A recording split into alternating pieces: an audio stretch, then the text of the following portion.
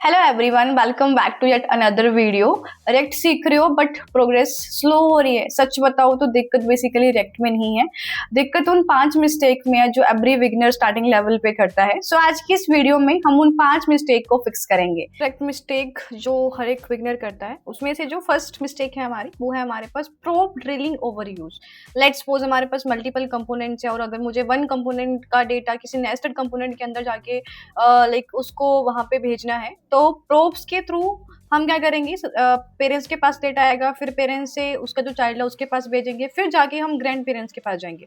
तो basically child को उस डेटा की जरूरत भी नहीं है, बट स्टिल प्रोब के थ्रू मुझे वो डेटा चाइल्ड को पास करवाना पड़ रहा है, तब जाके वो आगे ग्रैंड चाइल्ड को वो डेटा वहां पे पास कर रहे हैं। इससे प्रॉब्लम, अननेसेसरी प्रॉब्स हम यूज कर रहे हैं। ऑब्वियसली मल्टीपल डेटा में हम शेयर करी जा रहे हैं, इसको मेंटेन करना भी हार्ड है। इस एग्जाम्पल में तो सिर्फ 2 से 3 कंपोनेंट है, बट अगर हमारे पास 15-20 कंपोनेंट होंगे तो उसको भी मेंटेन करने हमारे पास हार्ड होगा। तो इसका जो सोल्यूशन है हमारे पास, वो है हमारे पास कॉन्टेक्स्ट एपीआई। कॉन्टेक्स्ट एपीआई का यूज करके हम पेरेंट और ग्रैंड चाइल्ड के बीच में डायरेक्टली एक जो कम्युनिकेशन है वो वहां पे इस्टेब्लिश कर सकते हैं।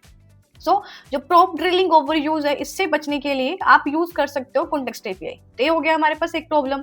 सेकंड है हमारे पास wrong state placement. Let's suppose हम यूज स्टेट का यूज कर रहे हैं, मेरे पास मल्टीपल कंपोनेंट है, एक मेरे पास पेरेंट है, एक मेरे पास चाइल्ड है और एक मेरे पास ग्रैंड चाइल्ड है। अब उन सबको यूज डेटा को यूज करना है, बट मैंने जो अपनी स्टेट लिखी वो मैंने चाइल्ड के अंदर लिख दी।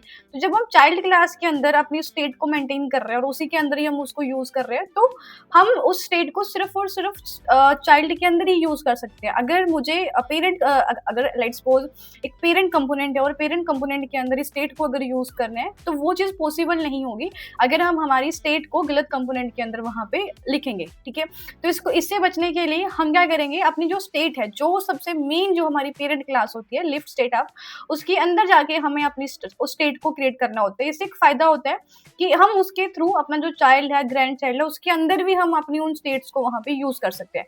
State is move to parent and अब जो पेरेंट और चाइल्ड है दोनों ही उस सेम डेटा को वहां पे यूज कर सकते हैं।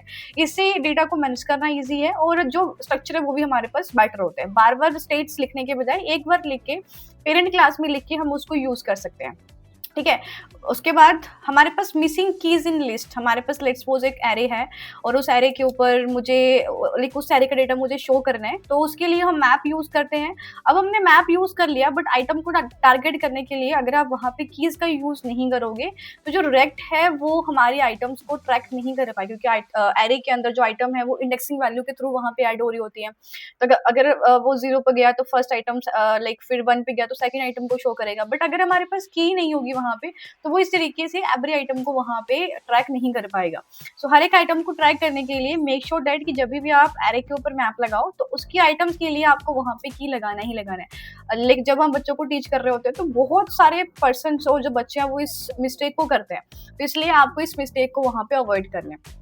उसके बाद है हमारे पास मिस यूजिंग यूज इफेक्ट। ठीक है, हम यूज इफेक्ट तो यूज कर रहे हैं, ठीक है, बट हमें पता ही नहीं है कि हमें अपने उस कोड को कितनी बार वहां पे आउटपुट में शो करवाना है।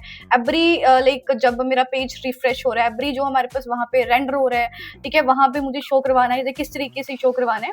तो अगर हमने एक यूज इफेक्ट ऐसे यूज किया और मैंने वहां पे लिखा ही नहीं कि मुझे किस तरीके से अपना जो डेटा उसको शो करवाना है, तो मेरा क्या होगा, एवरी टाइम जब हम अपने कोड को वहां पे एग्जीक्यूट करेंगे तो एवरी टाइम मेरी वो मैसेज वहां पे रन होगा। इससे क्या होगा, हमारी परफॉर्मेंस में भी इशू आएगा। ऑब्वियसली बार बार सेम डेटा वहां पे हम शो करवा रहे हैं तो परफॉर्मेंस में तो दिक्कत आएगी। तो इस चीज को आप अवॉइड करोगे बाय पासिंग डिफॉल्ट इस तरीके से वैल्यू पास करवा दोगे। इसका मतलब है कि जब हम अपने कोड को रन करेंगे तो सिर्फ एक ही बार ही वो स्टेटमेंट को प्रिंट करेगा। बार बार अगर मैं कुछ चेंजेस कर रही हूँ तो वहां पे वो डेटा वहां पे चेंज नहीं होगा। तो यूज इफेक्ट को किस तरीके से यूज करना है उसका भी आपको आइडिया रखना है।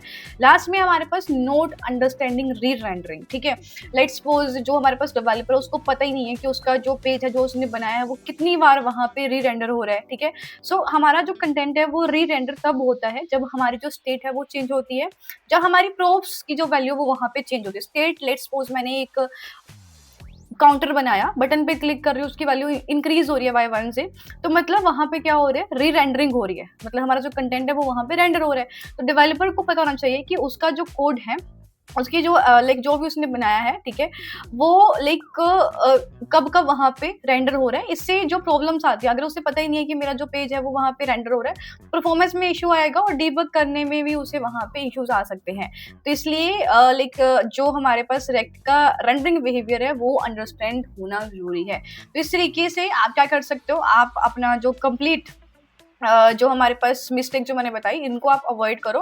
आप अपने कोड को और भी इजी वे में वहाँ पे लिख सकते हो। Hope you enjoy this. और अगर आपको ये पीडीएफ चाहिए तो आप मुझे डीएम में मैसेज कर सकते हो। I will share with you. Thank you so much.